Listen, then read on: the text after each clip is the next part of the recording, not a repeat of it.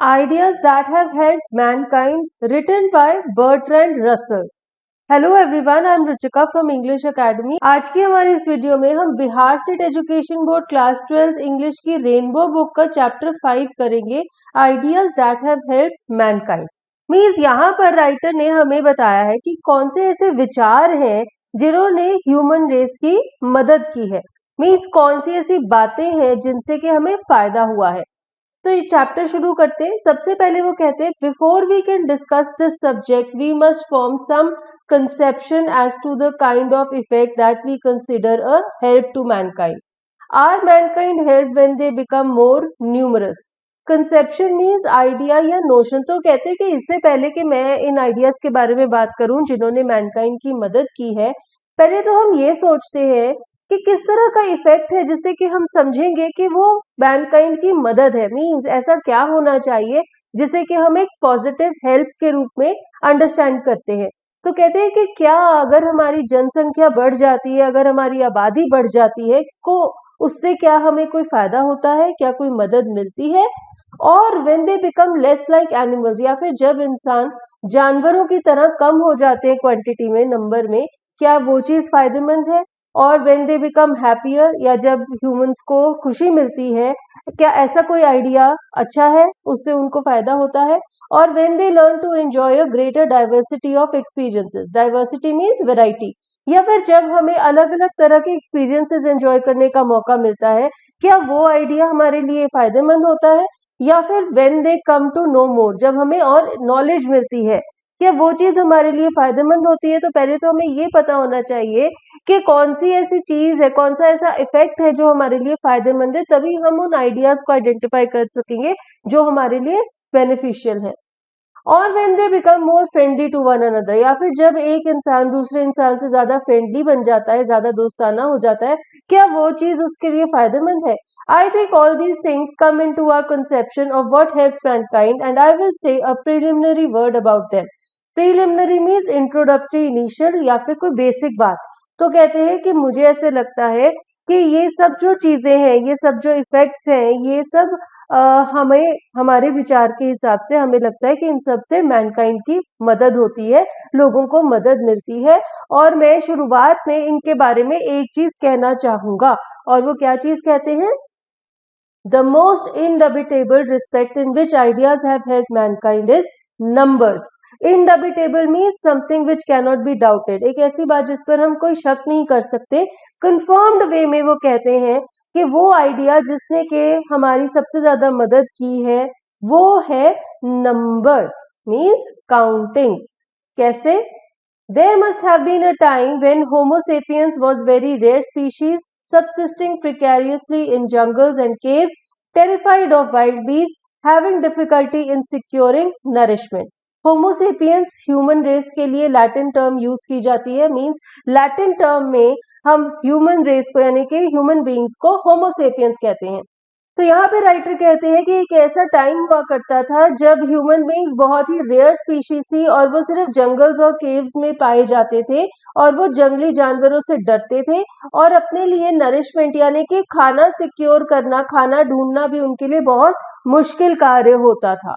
At this period, the biological advantage of his greater intelligence, which was cumulative because it could be handed on from generation to generation, had scarcely begun to overweigh the disadvantages of his long infancy, his lessened agility as compared with monkeys, and his lack of hirsute protection against cold.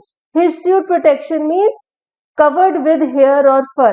हमारी body के ऊपर ज्यादा excessive बाल होते हैं क्योंकि वो हमें ठंड से बचाते हैं।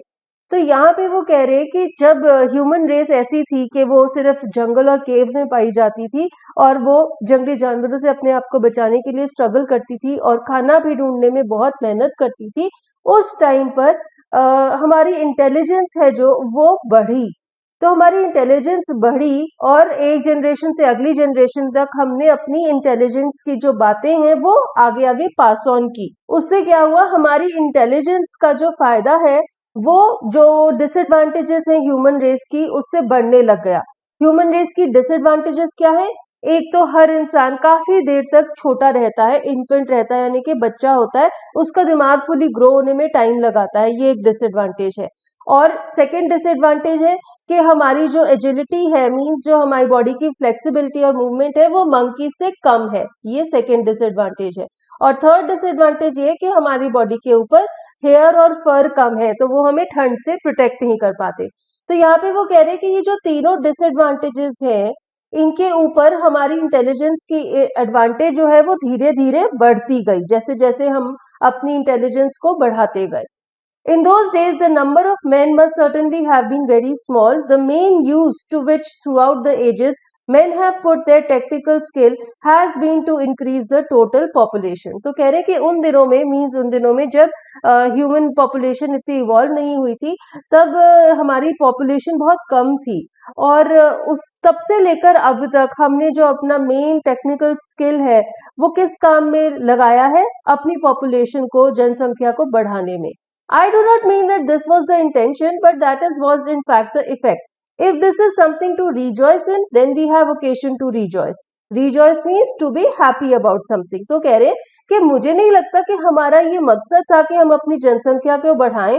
ये एक इफेक्ट है, हमने जो भी कार्य किए उसका ये असर हुआ कि हमारी पॉपुलेशन बहुत तेजी से बढ़ गई। लेकिन अगर ये खुशी की बात है तो हमें खुश होना चाहिए।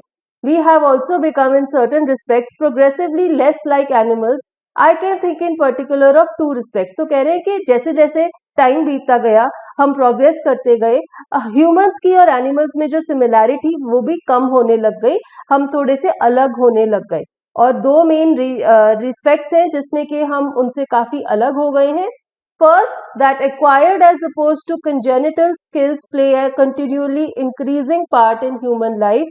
And secondly, that assuming more and more dominates impulse. In these respects, we have certainly become progressively less like animals. Congenital means from birth. तो कह रहे हैं कि पहला जो फैक्टर है जिसमें कि हम में और एनिमल्स में डिफरेंस बढ़ गया है वो ये है कि जो हमारे एक्वायर्ड स्किल्स हैं वो ज्यादा हो गए हैं, और जो बाय बर्थ हमें स्किल्स मिलते हैं उनके कंपैरिजन में एक्वायर्ड स्किल्स बढ़ गए हैं। सेकेंड डिफरेंस ये है कि अब जो इम्पल्स है वो हमें ज्यादा डोमिनेट करती है, मींस एकदम से हमारा जो सडन नेचुरल रिएक्शन होता है वो ज्यादा डोमिनेट करता है हमारे बिहेवियर को। तो ये दो ऐसे रिस्पेक्ट्स हैं, दो ऐसी फील्ड्स हैं जिसमें के ह्यूमंस और एनिमल्स में अंतर बढ़ गया है। As to happiness, I am not sure. Birds, it is true, die of hunger in large numbers during the winter if they are not birds of passage. Birds of passage means ऐसे birds जो कि एक जगह से उड़ते हुए travel करके जा रहे हैं, ठीक है। और उसके ऑपोजिट वो वाले बर्ड्स हुए जो एक ही जगह पर रहते हैं। तो राइटर यहाँ पर कहते हैं कि मुझे ये श्योर नहीं है कि हैप्पीनेस में भी कोई बढ़ावा हुआ है या नहीं, लेकिन एक बात तो है कि जो बर्ड्स हैं वो आज भी बहुत ज्यादा संख्या में मरती हैं विंटर सीजन में, क्योंकि उन्हें भूख मिल लगती है, उन्हें खाना नहीं मिलता। But during the summer, they do not foresee this catastrophe or remember how nearly it befell them in the previous winter. Catastrophe is a sudden great disaster. जब भी गर्मियां आती है तब इन चिड़िया को याद नहीं रहता कि पिछली सर्दी में इन्होंने कितना बड़ा डिजास्टर फेस किया था और मरते मरते बचे थे। ये उस चीज को भूल जाते हैं और इन्हें ये भी नहीं याद रहता कि फिर से सर्दी आने वाली है, फिर से ऐसे ही संकट की घड़ी आने वाली है, तो उन्हें उनके लिए पहले से तैयारी कर लेनी चाहिए। ऐसा कुछ भी उनके दिमाग में नहीं होता। With human beings, the matter is otherwise. I doubt whether the percentage of birds that will have died of hunger during the present winter is as great as the percentage of human beings that will have died from this cause in India and Central Europe during the same period. Winter यहाँ पे कौन सा साल की बात कर रहे हैं वो 1946, 1947। तो कहते हैं कि ह्यूमन बींग्स के साथ बात अलग है। मुझे नहीं लगता कि जो चिड़िया की परसेंटेज है जो कि सर्दियों में भूख की वजह से मरी है वो इंसानों की परसेंटेज से ज्यादा है जो कि इसी कारण से मरे हैं।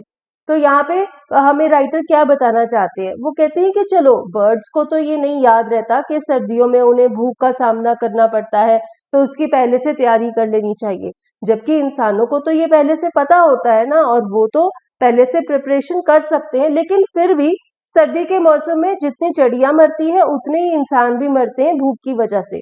तो इसका क्या मतलब हुआ, हमारा अगर दिमाग है भी तो भी हम उसे ठीक तरह से यूज नहीं करते अपने आप को बचाने के लिए।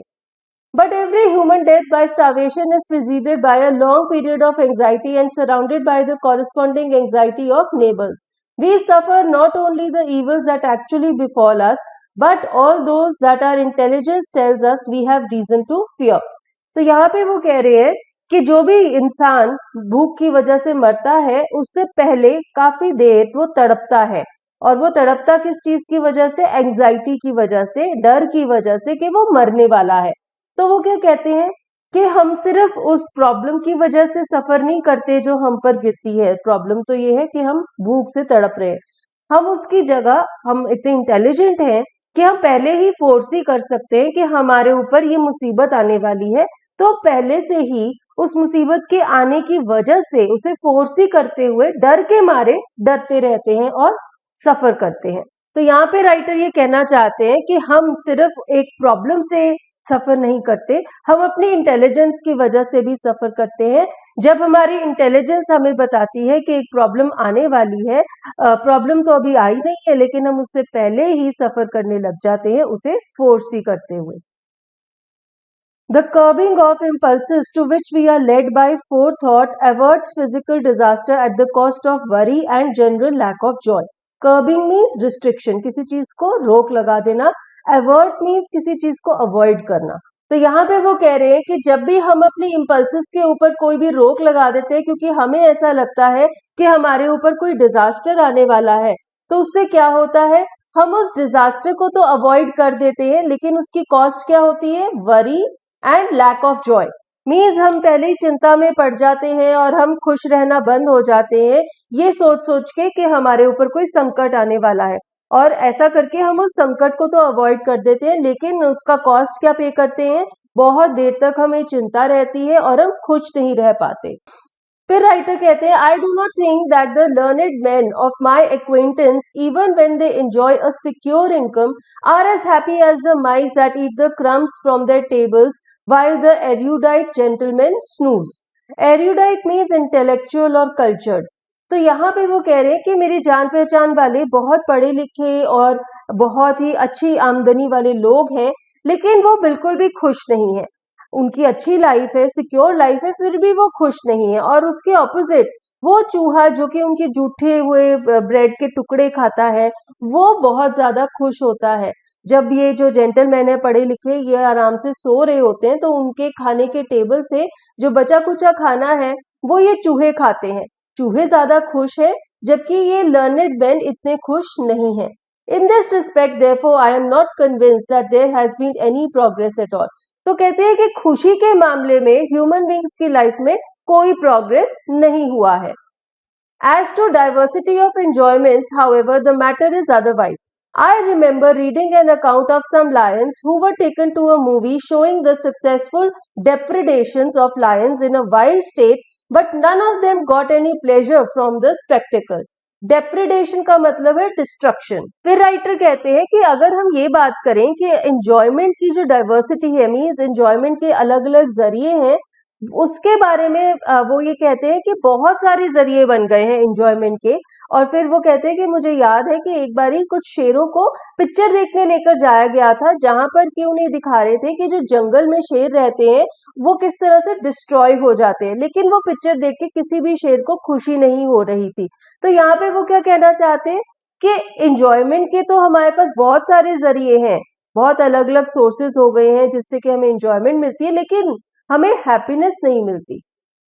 Not only music and poetry and science, but football and baseball and alcohol afford no pleasure to animals.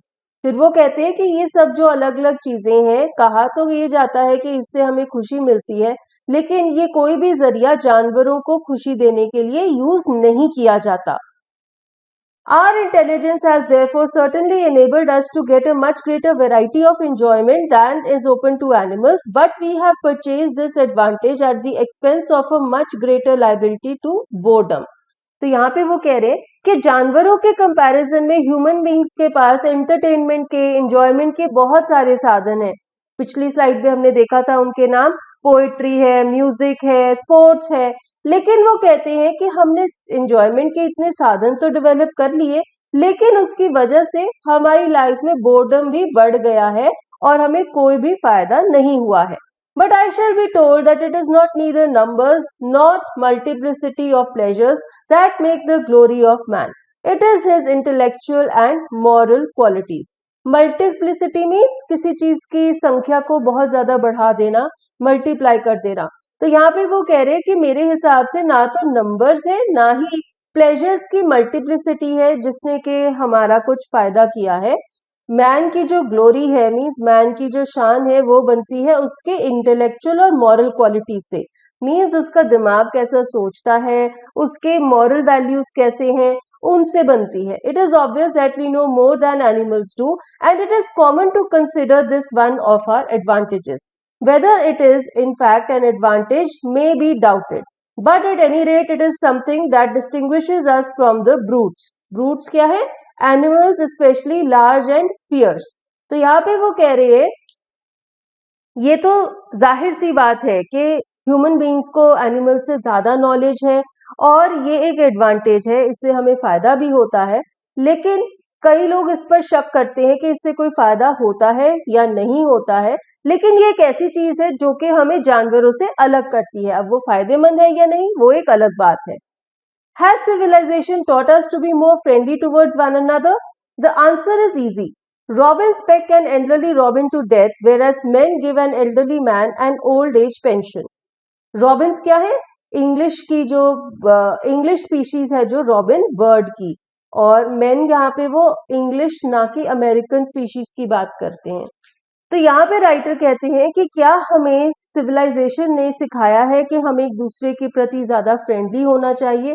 फिर वो ह्यूमन बींग्स का कंपैरिजन रॉबिन बर्ड के साथ करते हैं और वो कहते हैं कि जो रॉबिन बर्ड है वो क्या करती है, जो बड़ी रॉबिन बर्ड होती है यानी कि जो बूढ़ी रॉबिन चिड़िया होती है, यंग चिड़िया उसे पेक करती है. पेक मीन्स चोंच मारती है और जब तक कि वो मर नहीं जाती. तो इससे क्या पता चल रहा है कि जो रॉबिन बर्ड्स हैं ये भी आपस में एक दूसरे के साथ फ्रेंडली नहीं है.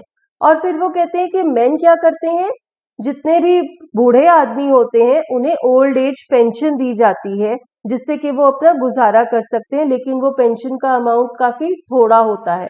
तो यहाँ पे राइटर कहना चाह रहे हैं, वो कंपेयर करना चाह रहे हैं बर्ड्स को और ह्यूमन बींग्स को, और वो ये कहना चाह रहे हैं कि क्या वो एक दूसरे के प्रति फ्रेंडली होते हैं या नहीं. Within the herd, we are more friendly to each other than are many species of animals, but in our attitude towards those outside the herd, in spite of all that has been done by moralists and religious teachers, our emotions are as ferocious as those of any animal, and our intelligence enables us to give them a scope which is denied to even the most savage beast. तो यहाँ पे writer हमें कह रहे हैं कि हो सकता है हम अपने ही जब ग्रुप में होते हैं तब तो हम एक दूसरे के प्रति बहुत फ्रेंडली होते हैं, और अगर हम जानवरों के साथ कंपेयर करें जैसे कि रॉबिन बर्ड के साथ उन्होंने कंपेयर किया तो कंपैरिजन में हमारा बिहेवियर काफी फ्रेंडली है. लेकिन जब हम अपने ग्रुप से बाहर जाते हैं, जनरल किसी भी इंसान के साथ जब हम डील करते हैं, चाहे हमने इतने रिलीजियस और मॉरल लेक्चर्स सुने हैं टीचर से, लेकिन फिर भी हम बहुत फिरोशियसली एक्ट करते हैं और कई बार तो हमारा बिहेवियर जंगली जानवरों से भी बदतर होता है. It may be hoped, though not very confidently, that the more humane attitude will in time come to prevail, but so far the omens are not very propitious. Humane means compassionate and kind, and propitious means favorable. तो यहाँ पे वो कह रहे हैं कि हम ये आशा कर सकते हैं कि आने वाले वक्त में हमारा जो बिहेवियर है वो और ज्यादा इंसानियत से भर जाएगा, लेकिन अभी जो इंडिकेशंस मिल रहे हैं उनसे तो नहीं लगता कि ऐसा कुछ होगा. फिर राइटर कहते हैं all these different elements must be borne in mind in considering what ideas have done most to help mankind. The ideas with which we shall be concerned may be broadly divided into two kinds. तो कह रहे कि ये सब अलग अलग चीजों को ध्यान में रखना पड़ेगा, तभी हम ये आइडेंटिफाई कर सकेंगे कि वो कौन से आइडियाज हैं जिन्होंने हमारी मदद की है. तो दो कैटेगरीज हैं, those that contribute to knowledge and technique and those that are concerned with morals and politics. So दो तरह के आइडियाज हैं जो मैनकाइंड को मिले हैं. पहले तो है जिससे हमें नॉलेज और टेक्निक मिलती है, और दूसरा है जिससे हमें मॉरल्स एंड पॉलिटिक्स मिलता है. I will treat first those that have to do with knowledge and technique. अब वो कह रहे हैं उन आइडियाज की बात जिन्होंने हमें नॉलेज और टेक्निक दी है। The most important and difficult steps were taken before the dawn of history. At what stage language began is not known, but we may be pretty certain that it began very gradually. तो कह रहे कि हमें ये नहीं पता कि कब लैंग्वेज की शुरुआत हुई थी, लेकिन जब भी वो हुई थी काफी ग्रेजुअली डेवलप हुई लैंग्वेज। और जो सबसे इम्पोर्टेंट स्टेप्स थे ह्यूमन डेवलपमेंट के, वो तो हिस्ट्री बनने से भी पहले ले लिए गए थे। Without it, it would have been very difficult to hand on from generation to generation the inventions and discoveries that were gradually made. अगर लैंग्वेज डेवलप ना होती तो हम एक जनरेशन से अगली जनरेशन को कैसे बताते उन इन्वेंशंस एंड डिस्कवरीज के बारे में जो हमने किया था। Language is the only medium through which we have documented all those inventions and discoveries that we did. Another great step which may have come either before or after the beginning of language was the utilization of fire. अब वो कह रहे हैं कि पहला important चीज तो था लैंग्वेज का इंट्रोडक्शन और सेकेंड इंपॉर्टेंट चीज था फायर को कैसे यूज करना है, ये technique. I suppose that at first fire was chiefly used to keep away wild beast while our ancestors slept, but the warmth must have been found agreeable. पहले तो हमारे एंसेस्टर्स आग इसलिए जलाते थे कि जब वो सो रहे हैं तब वो अपने आप को जंगली जानवरों से बचा सके, लेकिन ग्रेजुअली उन्हें पता लगा कि इसमें से सेक भी निकलता है। Presumably, on some occasion, a child got scolded for throwing the meat into the fire, but when it was taken out, it was found to be much better, and so the long history of cookery began. ऐसा हो सकता है कि पहली बार एक बच्चे ने गलती से आग में एक मीट का टुकड़ा गेर दिया और जब उसे बाहर निकाला गया तो ये देखा गया कि वो टेस्ट में बेटर था और तभी से कुकिंग का जो ट्रेंड है वो स्टार्ट हुआ। The taming of domestic animals specially the cow and the sheep must have made life much pleasanter and more secure. तो लोगों ने कैसे शुरुआत की जानवरों को टेम करने की और उनसे अलग अलग चीजें एक्सट्रैक्ट करने की। तो जब उन्होंने पहली बार ऐसा किया तो उन्हें लगा कि इससे उनकी लाइफ बेटर हो गई है और फिर ये सिस्टम चालू हो गया। Some anthropologists have an attractive theory that the utility of domestic animals was not foreseen, but the people attempted to tame whatever animal their religion taught them to worship. Anthropologist means an expert in anthropology. कई anthropologist कहते हैं कि जो domestic animals को utilise करने का system था, पहले लोगों ने कभी भी उसे प्लान नहीं किया था। उन्होंने सिर्फ ये सोचा कि जो भी एनिमल्स उनके रिलीजन में सिखाए जाते हैं कि इनकी पूजा करनी चाहिए, उन एनिमल्स को वो पूजा करते गए और उन्हें पालने लग गए और इस तरह से वो डोमेस्टिक एनिमल्स बन गए। The tribes that worshipped lions and crocodiles died out, while those to whom the cow or the sheep was a sacred animal prospered. अब कुछ ऐसे भी ट्राइब्स थे जहां पर लायन और क्रोकोडाइल की पूजा की जाती थी। उन्होंने जब लायन और क्रोकोडाइल को पालने की कोशिश की तो क्या हुआ, उनकी सारी जो पॉपुलेशन है वो खत्म हो गई क्योंकि वो जानवर उन्हें खा गए। जिन लोगों के धर्म में ये बताया जाता था कि गाय और शीप है उसकी पूजा करनी चाहिए, तो उन लोगों ने उनकी पूजा की और उन्हें डोमेस्टिक एनिमल्स बनाया और वो जो रिलीजन्स थे वो आज भी तरक्की कर रहे हैं, ग्रो कर रहे हैं। I like this theory and in the entire absence of evidence for और against it I feel a liberty to play with it. तो राइटर कहते हैं कि मुझे ये थ्योरी ठीक लग रही है और अभी मेरे पास कोई एविडेंस नहीं है जो कि कहता है कि ये थ्योरी सही है या गलत है, इसी वजह से वो इसे एक्सेप्ट कर लेते हैं क्योंकि उन्हें वो थ्योरी अच्छी लग रही है। Even more important than the domestication of animals was the invention of agriculture, which however introduced bloodthirsty practices into religion that lasted for many centuries. तो यहाँ पे हमारे राइटर कहते हैं कि एनिमल्स को डोमेस्टिक एनिमल्स बनाने से भी इम्पोर्टेंट जो एक चीज है वो है एग्रीकल्चर का इन्वेंशन। और एग्रीकल्चर जब इन्वेंट हुआ था तब कुछ ऐसी प्रैक्टिसेस थी जिसमें कि लोगों को मारा जाता था बलि चढ़ाने के लिए और ये प्रैक्टिसेस काफी सालों तक चली। Fertility rites tended to involve human sacrifice and cannibalism. लोगों को ये लगता था कि अगर वो एक दूसरे का सैक्रिफाइस करेंगे, बलि चढ़ाएंगे, तो उससे लैंड की फर्टिलिटी बढ़ जाएगी और एग्रीकल्चर प्रोड्यूस बेटर होगा। Moloch would not help the corn to grow unless he was allowed to feast on the blood of children. Moloch क्या है? An ancient Hebrew deity है to whom children were offered as sacrifices.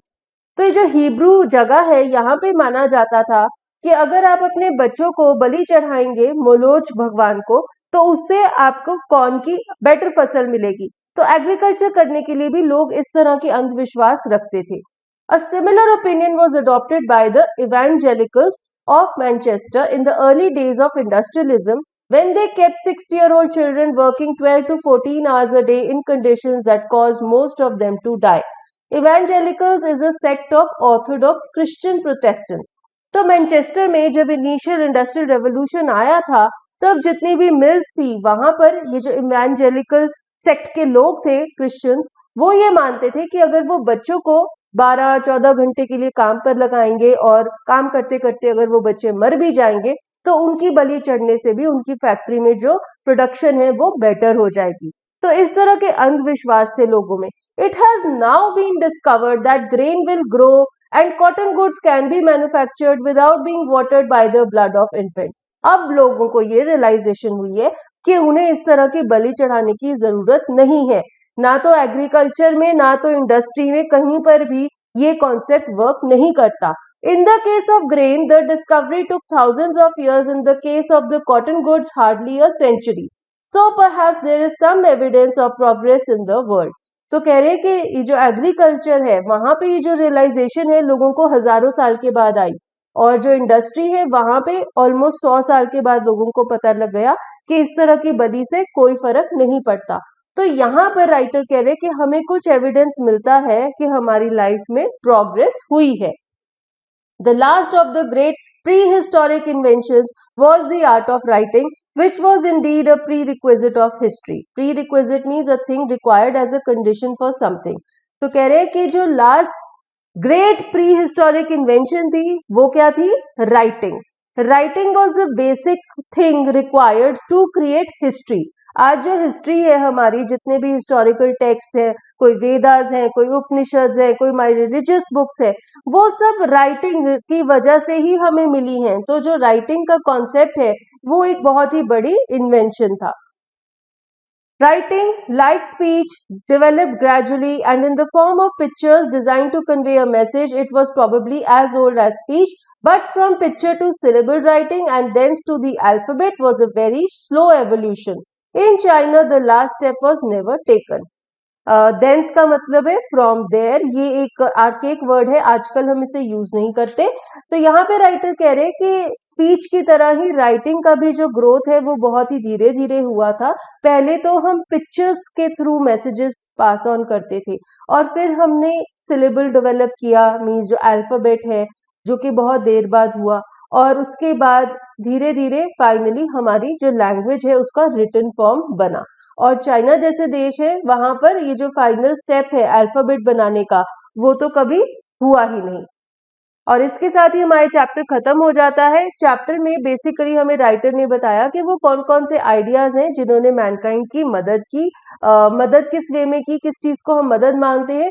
कोई ऐसी चीज जिससे कि हमें खुशी मिलती है और एंजॉयमेंट मिलती है। अलग अलग चीजें थी जिनकी उन्होंने एविडेंस भी हमारे साथ डिस्कस की बताने के लिए कि उन चीजों से मैनकाइंड को फायदा हुआ है।